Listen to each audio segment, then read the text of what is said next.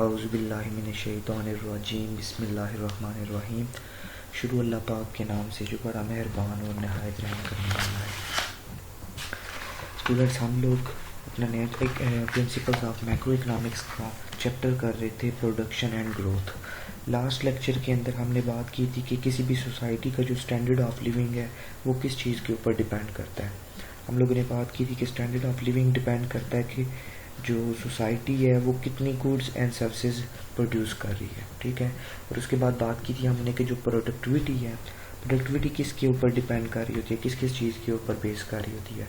तो वो हमने प्रीवियस लेक्चर में लास्ट टॉपिक्स में हमने देखा था कि जो प्रोडक्टिविटी है वो डिपेंड कर रही होती है फिजिकल कैपिटल पर वर्कर के ऊपर, ह्यूमन कैपिटल पर वर्कर के ऊपर, उसके अलावा नेचुरल रिसोर्सेज पर वर्कर के ऊपर, और लास्ट पे टेक्निकल नॉलेज के ऊपर। ये हमने काफ़ी डिटेल में बातें की थी इसके बारे में।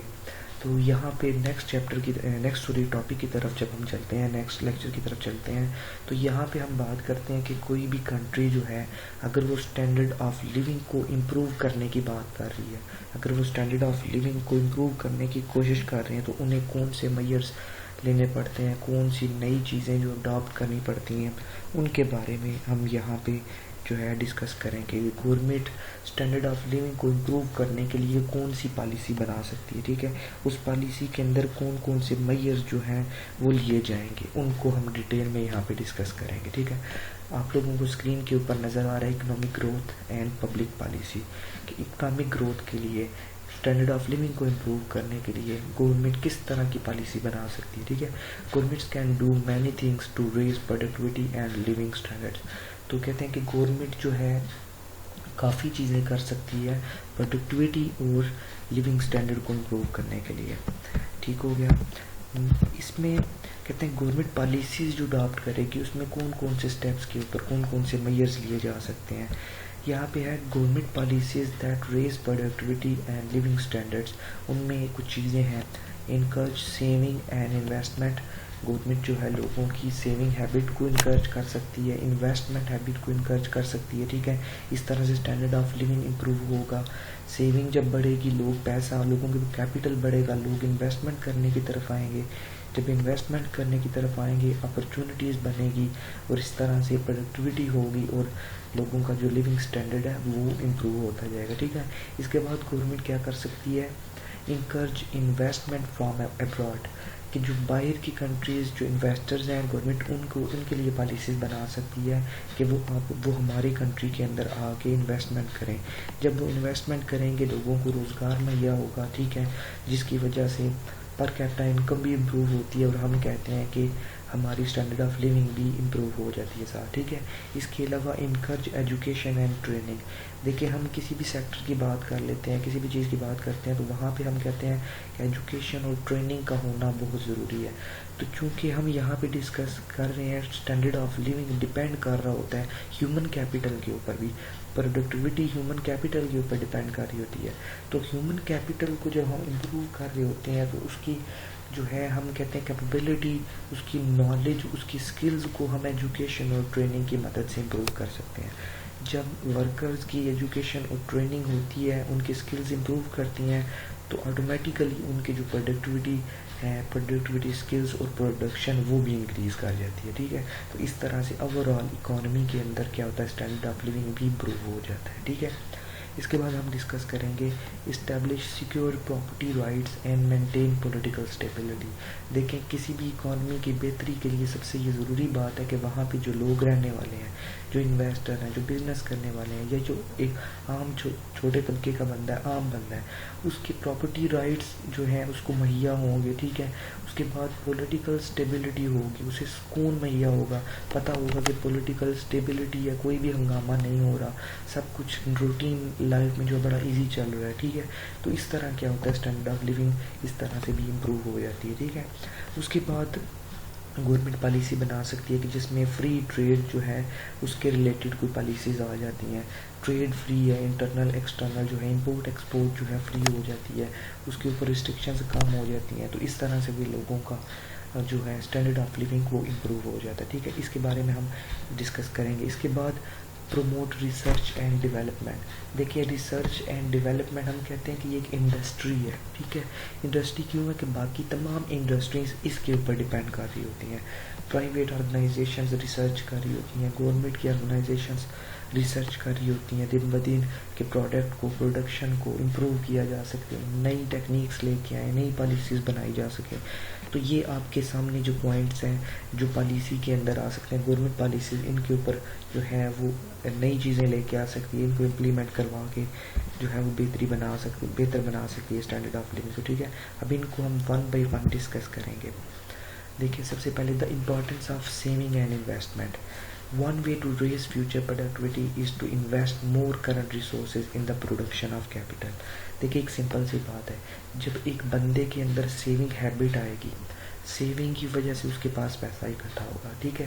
जब पैसा इकट्ठा होता है तो हम कहते हैं कि ऑटोमेटिकली बंदे के अंदर एक नई जो है वो एक तलब शुरू हो जाती है कि वो पैसा कहीं पे इन्वेस्ट करे, कहीं ऐसी जगह पे पैसे को लगाए कि आने वाले वक्त में वहाँ से उसे और ज़्यादा रिटर्न मिल सके, ठीक है। तो हम कहते हैं कि सेविंग की वजह से कैपिटल इंक्रीज़ होता है और कैपिटल की वजह से फैक्टर्स ऑफ प्रोडक्शन इंक्रीज़ हो रहे होते हैं, ठीक है। और इस तरह से नई अपॉर्चुनिटीज़ बनती जाती है, ठीक है। अब यहाँ पे आपको एक ग्रोथ टेबल बताया गया, शो हुआ है 1960 से लेके 1991 डिफरेंट कंट्रीज़ के अंदर है कि ग्रोथ रेट क्या चल रहा था पर पर्सन के हिसाब से, ठीक है। और साथ इन्वेस्टमेंट एक तरफ शो हुई है कि इन्वेस्टमेंट भी किस तरह से इंक्रीज डिक्रीज हो रही है, ठीक है। ये एक दफ़ा आप इसके ऊपर जो है वो से देख लेंगे इसको, ठीक है। अच्छा, अब यहाँ पर हम जो पहला पॉइंट कर रहे थे कि इन्वेस्टमेंट और कैपिटल की वजह से, अब जब कैपिटल ज़्यादा होता है प्रोडक्शन फैसिलिटीज़ ज़्यादा हो जाती हैं, ठीक है। ह्यूमन कैपिटल को भी हम कहते हैं कि उसको भी मदद मिलती है, फिजिकल कैपिटल इंक्रीज़ हो जाता है, लोग जो हैं कोशिश करते हैं, फिर उनको फैसिलिटीज़ मिलती हैं और इस तरह से production goods and services increase हो जाता है और इस तरह से प्रोडक्टिविटी इंक्रीज़ हो जाती है। और फिर हम कहते हैं कि सब कुछ बेहतर होने की वजह से स्टैंडर्ड ऑफ लिविंग भी इम्प्रूव हो जाता है, ठीक है। अब नेक्स्ट इसके बाद हम आगे चलते हैं कि गवर्नमेंट और कौन सी पॉलिसी बना सकती है जिसकी वजह से स्टैंडर्ड ऑफ लिविंग जो है वो इम्प्रूव कर सकता है। तो इसमें दो चीज़ें हैं, diminishing returns and the catch up effect. देखिए हम डिस्कस यहाँ पे कर रहे हैं कि गवर्नमेंट की पॉलिसी के अंदर जब सेविंग हैबिट बनाई जाती है तो उसकी वजह से क्या होता है कि जीडीपी भी इफेक्ट होती है, ठीक है। अब यहाँ पे डिमिनिशिंग रिटर्न्स है, डिमिनिशिंग रिटर्न्स एक इफेक्ट है।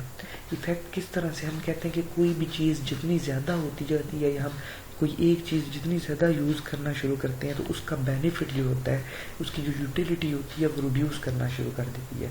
वो हम कहते हैं जो तलब है वो कम होना शुरू हो जाती है।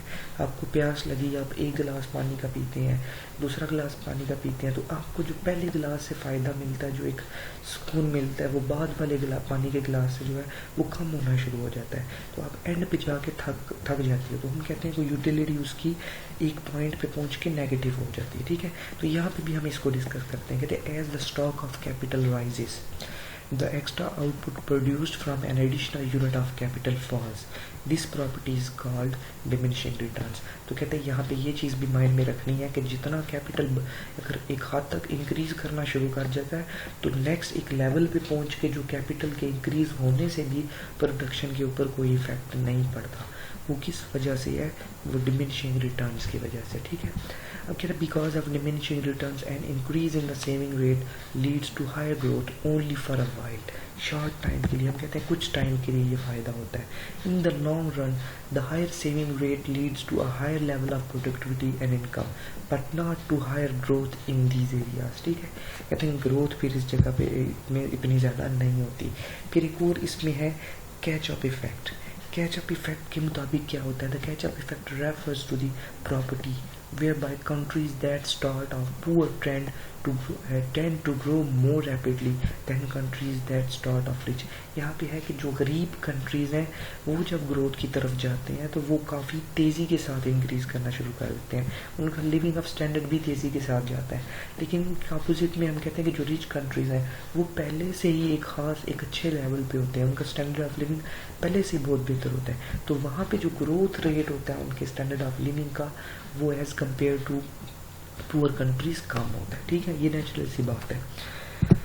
इसके बाद हम नेक्स्ट हम कह सकते हैं कि स्टैंडर्ड ऑफ लिविंग को इम्प्रूव करने के लिए गवर्नमेंट पॉलिसीज़ बनाए जो कि इन्वेस्टमेंट फ्रॉम अब्रॉड जो है वो इंक्रीज़ हो जाए। The government can increase capital accommodation and long term economic growth by encouraging investment from foreign sources, कि बाहर से जितना पैसा इंक्रीज़ होगा आपकी कंट्री के अंदर, इन्वेस्टमेंट इंक्रीज़ होगी तो स्टैंडर्ड ऑफ लिविंग भी जो है इम्प्रूव करता जाएगा। अब इन्वेस्टमेंट फ्रॉम अब्रॉड जो है इसको दो हिस्सों में डिवाइड किया जाता है कि ये दो तरह से हो सकती है। Investment from abroad take several forms. Foreign direct investment, एक ये है कि बाहर की कंट्री से बाहर के लोग जो हैं वो आपकी कंट्री के अंदर इन्वेस्टमेंट करते हैं, वो मालिक भी वही हैं और उसको ऑपरेशन के अंदर भी वही लोग ही सपोर्ट करते हैं। देखिए, capital investment own and operated by a foreign entity, तो इसको हम कहते हैं कि ये फॉरेन डायरेक्ट इन्वेस्टमेंट होती है। ये इन्वेस्टमेंट फ्रॉम अब्रॉड की एक फॉर्म है, ठीक है। इसके बाद एक और फॉर्म इसमें आ जाती है कि बाहर से पैसा आता है, ठीक है, लेकिन वो पैसा इन्वेस्ट बाहर से हुआ, लेकिन उसको जो है चलाने के लिए, उस इन्वेस्टमेंट को रन करने के लिए, मैनेज करने के लिए डोमेस्टिक रेजिडेंट जो है वो हिस्सा डालते हैं, ठीक है, कि लोकल बंदे काम करते हैं उसमें। The investments finance with foreign money but operated by domestic residents, तो इन दोनों सूरतों में क्या होता है, लोगों को रोजगार मुहैया होता है, जीडीपी इंक्रीज करता है, पर कैपिटा इनकम इंक्रीज करता है और इस तरह से प्रोडक्टिविटी इंक्रीज करती है, production of goods and services की इंक्रीज करने की वजह से, ठीक है। तो इस तरह से हम कह सकते हैं कि स्टैंडर्ड ऑफ लिविंग भी इम्प्रूव हो जाता है, ठीक है। इसके बाद नेक्स्ट कहते हैं एजुकेशन। अब एजुकेशन बहुत ज़रूरी चीज़ है, किसके लिए, जब हम बात करते हैं production of goods and services के लिए, तो हम कहते हैं कि जो हमारा फिजिकल कैपिटल और ह्यूमन कैपिटल है ये दोनों लिंक कर रहे हैं साथ, तो इन दोनों का बेहतर होना भी ज़रूरी है, ठीक है। तो ह्यूमन कैपिटल को बेहतर करने के लिए एजुकेशन एंड ट्रेनिंग जो है ये बहुत ज़रूरी होती है। एजुकेशन के लिए कहते हैं for a country's long run growth education is at least as important as investment in physical capital. कहते हैं लॉन्ग रन में बात करें हम तो जितनी इम्पोर्टेंस फिजिकल कैपिटल की होती है उतनी ही इम्पॉर्टेंट एजुकेशन की भी है, ठीक है। in the United States each year of schooling raises a person's wage on average by about 10%। कहते हैं स्कूलिंग के बाद जो आम नॉर्मल एवरेज वेज वो 10% इंक्रीज कर जाती है। Thus one way the government can enhance the standard of living is to provide schools and encourage the population to take advantage of them, ठीक है। इसके बाद कहते हैं an educated person might generate new ideas about how best to produce goods and services, which in turn might enter society's pool of knowledge and provide an external benefit to others, ठीक है। तो education हम कहते हैं कि बहुत ज़रूरी है। अब यहाँ पे ना एक मसला आ जाता है, हम पाकिस्तान की बात करें ना तो ये पाकिस्तान में बहुत बड़ा मसला है, हम जो है इसको ऑब्जर्व करते रहते हैं। देखिए, आप भी अगर एजुकेशन हासिल करें, जितने भी स्टूडेंट हैं यहाँ पे, तो 50% से ज़्यादा हैं जो उनके माइंड में होगा कि ये डिग्री कंप्लीट करने के बाद वो है स्टडी वीज़ा अप्लाई करेंगे, किसी अच्छी कंट्री में जो है सेटल होने की कोशिश करेंगे। तो ये अंडर डेवलप्ड कंट्रीज जितने भी हैं, गरीब मुल्क जितने भी हैं, वहाँ पे ये बहुत बड़ा मसला है। इकोनॉमिस्ट जो है इसको इकोनॉमिक टर्म्स के अंदर कहते हैं ब्रेन ड्रेन, ठीक है। कहते हैं one problem facing some poor countries is the brain drain, the immigration of many of the most highly educated workers to rich countries. कि आपके मुल्क के जो पढ़े लिखे और एजुकेटेड बंदे हैं, जो ज़हीन दिमाग है, वो एजुकेशन हासिल करके हायर एजुकेशन के लिए वो आपका मुल्क जो है, गरीब मुल्क जो है वो छोड़ जाते हैं। तो ये बहुत बड़ा मसला होता है, ठीक है। इसके बाद नेक्स्ट हम आगे बात करते हैं कि गवर्नमेंट पॉलिसीज़ बनाए स्टैंडर्ड ऑफ लिविंग को इम्प्रूव करने के लिए, तो वहाँ पे आ जाता है property rights and political stability. कहते हैं प्रॉपर्टी राइट्स क्या चीज़ है, property rights refer to the ability of people to exercise authority of the resources they own, कि जो उनके पास चीज़ें हैं, जो उनके रिसोर्सेज हैं, उनको पावर दी जाए कि वो उनको आसानी से, आज़ादी से यूटिलाइज कर सकें। N economy wide respect for property rights is an important prerequisite for the price system to work. It is necessary for investors to feel that their investment are secure। लेकिन जब हम कहते हैं कि हम इन्वेस्टर को ये श्योरिटी नहीं देंगे कि वो सिक्योर है, उसे सिक्योरिटी फ्राहम नहीं करेंगे, वो कभी भी इन्वेस्टमेंट नहीं करेगा, वो नेक्स्ट आगे जो है डेवलपमेंट की तरफ नहीं जाएगा। इस वजह से क्या होगा कि हमारी जो ग्रोथ है वो डिस्टर्ब हो जाती है, ठीक है। उसके बाद नेक्स्ट जो है गवर्नमेंट जो एक पॉलिसीज़ बना सकती है ट्रेड के related, free trade. Trade is in some ways a type of technology. कहते हैं ये भी एक कुछ तरह से कुछ इसे हम टेक्नोलॉजी का नाम भी देते हैं। इसमें जितनी बेहतरी होगी स्टैंडर्ड ऑफ लिविंग इम्प्रूव करता जाएगा। A country that eliminates trade restrictions will experience the same kind of economic growth that would occur after a major technological advance. कहते हैं कि वो भी अगर टेक्नोलॉजी की चेंज के होने के बाद अगर एक कंपनी ग्रोथ पे है तो अगर फ्री ट्रेड कर दिया जाए तो वो सेम लेवल जो ग्रोथ का टेक्नोलॉजी के बाद मिलता है वो फ्री ट्रेड के बाद भी वही लेवल मिल सकता है, अचीव किया जा सकता है, बेहतर बनाया जा सकता है स्टैंडर्ड ऑफ लिविंग को। ठीक है, सम कंट्रीज इंगेज इन, अब यहाँ पे बताया कि कुछ जो है मालिक वो किस तरह की ट्रेड एक्टिविटीज़ में इन्वॉल्व है। दो तरह के कहते हैं इनवर्ड ओरिएंटेड ट्रेड पॉलिसीज। अब इनवर्ड ओरिएंटेड ट्रेड पॉलिसीज में क्या होता है कि ये दूसरे कंट्रीज़ की इन्वॉल्वमेंट को इग्नोर करते हैं, उनसे बचते हैं। ठीक है, inward oriented trade policies avoiding interaction with other countries, ये कोशिश करते हैं कि सिर्फ अपने कंट्री के अंदर ही रह के काम किया जाए और उसी को बेहतर बनाया जाए। ठीक है, इसके अपोजिट होता है outward oriented trade policies encouraging interaction with other countries.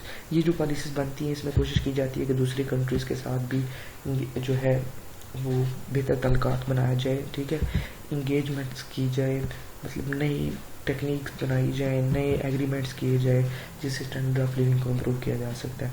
उसके बाद नेक्स्ट है research and development. The advance of technological knowledge has led to higher standard of living. Most technological advance comes from private research by firms and individual inventors. Government can encourage the development of new technologies through research grants, tax break and the patent system. कहते हैं research और development हमारी production techniques को बेहतर कर सकते हैं, हमारे लोगों के रहने का अंदाज जो है उसको बेहतर कर सकते हैं, नई टेक्नोलॉजीज इन्वेंट करने में मदद देते हैं। कुछ प्राइवेट ऑर्गेनाइजेशन ये काम कर रही होती हैं, गवर्नमेंट की चाहिए कि वो भी इसको जो है इसकी तरफ तवज्जो दे और इसको बेहतर बनाने की कोशिश करे। अब जो प्रोडक्टिविटी के बारे में है वहाँ पर एक केस स्टडी बताया गया है कि from 1959 to 1973 productivity grew at a rate of 3.2% per year. From 1973 to 1995, productivity grew by only 1.5% per year. Productivity accelerated again in 1995, growing by 2.6% per year on average during the next 6 years. ये trend बताया गया पुराना। ठीक है, अब ये क्यों हुआ था कि जितने भी मेजर्स हमने देखे हैं कहते हैं कि ये अडॉप्ट करने के बाद कंपनीज जो है वो इम्प्रूव हुई थी। ये उसका चार्ट बना दिया कि जो केस स्टडी अभी आपको शो हुआ था। ठीक है, अब इसके बाद पॉपुलेशन ग्रोथ जो है ये भी बड़ी एक इम्पॉर्टेंट चीज़ है इसमें। कहते हैं economist and other social scientist have long debated how population growth affects society. कहते हैं काफ़ी लंबी चौड़ी बहस की गई है इसके ऊपर कि किस तरह से पॉपुलेशन ग्रोथ जो है वो सोसाइटी को इफेक्ट कर सकती है। Population growth interacts with other factors of production, stretching natural resources, depleting the capital stock, promoting technological process. कहते हैं ग्रोथ की वजह से ये तीन चीज़ें जो है फैक्टर्स ऑफ प्रोडक्शन ये बहुत इफेक्ट हो जाते हैं। नेचुरल रिसोर्सेज का यूजेज बहुत ज़्यादा बढ़ जाता है, इनको एक्सपैंड करने की ज़रूरत पड़ जाती है। ठीक है, इफेक्ट होते हैं इनकी वजह से। फिर कैपिटल स्टॉक जो है वो रिड्यूस होना शुरू हो जाता है जब ग्रोथ जो है पर कैपिटा इनकम डिक्रीज हो जाती है, जीडीपी डिक्रीज होना शुरू हो जाती है, इसकी वजह से इफेक्ट होता है। टेक्नोलॉजिकल प्रोग्रेस जो है उसको प्रमोट करने की ज़रूरत पड़ जाती है। ठीक है, कुछ बेहतरी भी आती है, कुछ बेहतर करना पड़ जाता है इसके साथ। ठीक है, फिर ये पूरे चैप्टर की ओवरऑल समरी जो है ठीक है बता दी गई है जो हमने यहाँ पे अभी तक पढ़ा है। ठीक है, इसको आप देख लेंगे। ठीक है, उम्मीद करता हूँ कि जो जितना भी टॉपिक आप लोगों को बताया है समझाया है ये समझ आ गई होगी। ठीक है, नेक्स्ट क्लास के लिए नेक्स्ट सेशन में मिलेंगे इंशाल्लाह। अपना ख्याल रखिएगा। अल्लाह हाफिज़।